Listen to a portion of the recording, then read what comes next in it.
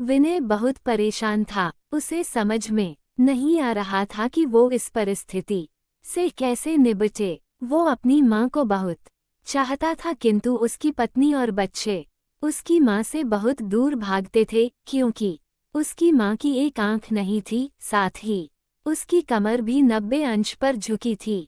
वैसे वह अपना काम सब खुद कर लेती है, किंतु फिर भी वो उसकी पत्नी और बच्चों के लिए हमेशा खटकती है। दादी, आप ऊपर के कमरे में जाओ, मेरे दोस्त आ रहे हैं, विनय के बेटे अखिल ने बड़े बेरुखी से कहा। पर बेटा, मैं तो यहाँ बहुत दूर बैठी हूँ, विनय की माँ ने बहुत प्यार से कहा। नहीं, आप उनके सामने मत रहो, वो मुझे चिढ़ाते हैं, अखिल ने जोर से डांटते हुए कहा। क्या हुआ अखिल, क्यों चिल्ला रहे हो, विनय की पत्नी कविता ने किचन से ही आवाज लगाई। देखो ना माँ, ये दादी यहीं ड्राइंग रूम में बैठी हैं और मेरे दोस्त आ रहे हैं, अखिल ने शिकायत भरे लहजे में कहा। माँ जी, आप ऊपर चली जाओ, क्यों हम लोगों को लिजवाती हो, कविता ने बेटे का पक्ष लेते हुए कहा। बेचारी सरला चुपचाप उठकर जीने के सहारे ऊपर जाने लगी। कमर झुकी होने के कारण उन्हें ऊपर चढ़ने में बहुत परेशानी हो रही थी, किंतु वो पूरी ताकत से ऊपर के एक अकेले कोने वाले कमरे में जाकर बैठ गईं। विनय बाजू के कमरे से सब सुन रहा था।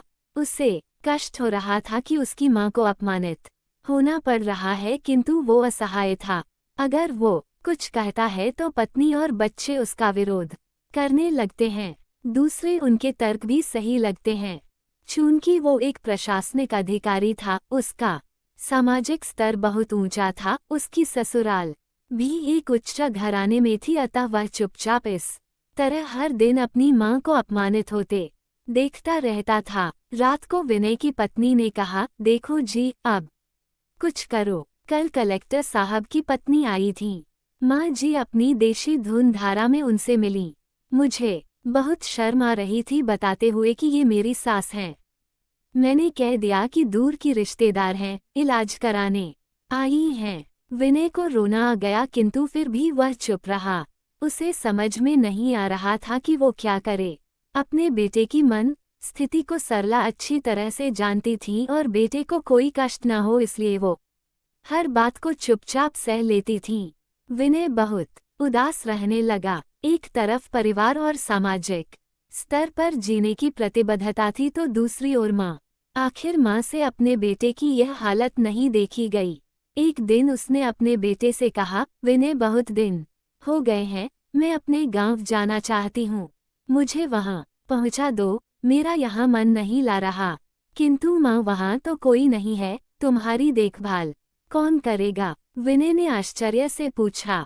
अरे, सब गांव वाले तो हैं और वो तुम्हारे मामा जी तो उसी गांव में रहते हैं, और फिर हम सारी व्यवस्थाएं कर आएंगे न। कविता को तो जैसे मन की मुराद मिल गई हो। हाँ बेटा, बहू सही कह रही है, सरला ने लंबी सांस लेते हुए कहा। विनय जानता था कि गांव में माँ की देखभाल करने वाला कोई नहीं है, लेकिन अपनी पत्नी की जिद के कारण वह अपनी माँ को गांव छोड़ने पर विवश हो गया। माँ को गांव छोड़कर आते वक्त उसे रोना आ रहा था तथा अपनी बेबसी पर गुस्सा भी आ रहा था, किंतु परिवार, पत्नी और समाज ने उसके इन मनोभावों को दबा दिया और वो सुकून सा महसूस करने लगा। कुछ दिनों के बाद उसके चाचा, जो अमेरिका में रहते थे, आने वाले थे।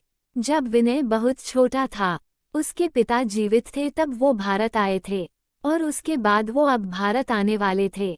पूरा परिवार और आस पड़ोस बहुत उत्साहित था।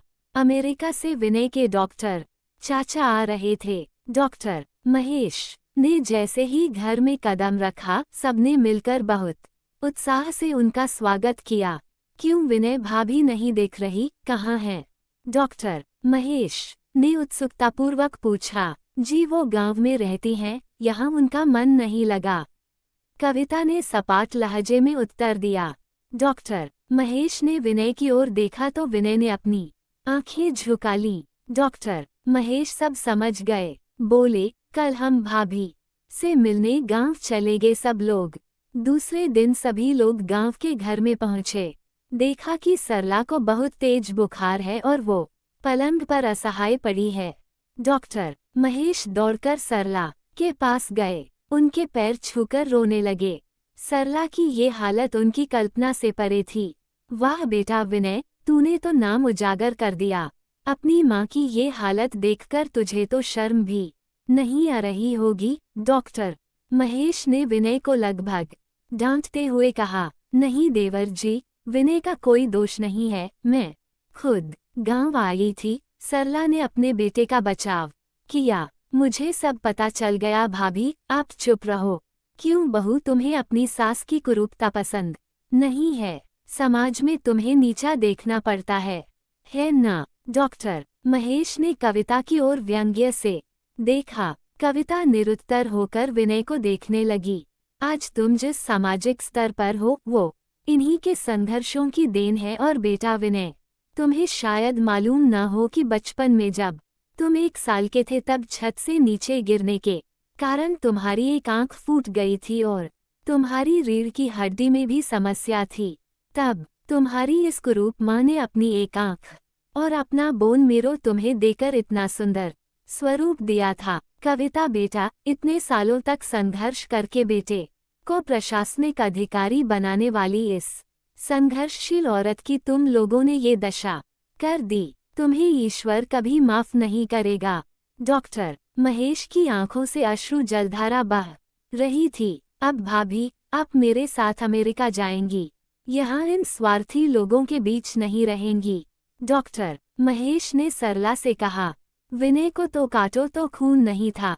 डॉक्टर महेश जो उसके चाचा थे, उन्होंने जो राज बताया, उसके बाद तो विनय को यही लग रहा था कि उससे ज्यादा पापी इंसान इस दुनिया में कोई और है ही नहीं। वह दौड़ता गया और माँ सरला के कदमों से लिपट गया। माँ, मेरा अपराध अक्षम्य है। मैं जानबूझकर चुप्पी साधे रहा, आपका अपमान करवाता रहा। अब सिर्फ आप ही उस घर में मेरे साथ रहेंगी और कोई नहीं। विनय ने आग्नेय दृष्टि से अपनी पत्नी और बच्चों को देखा। कवित को भी बहुत पश्चाताप हो रहा था, किंतु उसकी हिम्मत नहीं हो रही थी कि वो सरला से आंख मिलाए। सरला ने कविता की मन स्थिति को समझकर उसको पुचकारते हुए अपने पास बुलाया और विनय को डांटते हुए कहा, खबरदार, जो मेरी बहू को मुझसे अलग करने की कोशिश की तो तुझे ही घर से बाहर निकाल दूंगी। कविता और बच्चों ने सरला के पैर पड़ते हुए अपने व्यवहार पर माफी मांगी और माँ के हृदय ने सबको माफ कर दिया।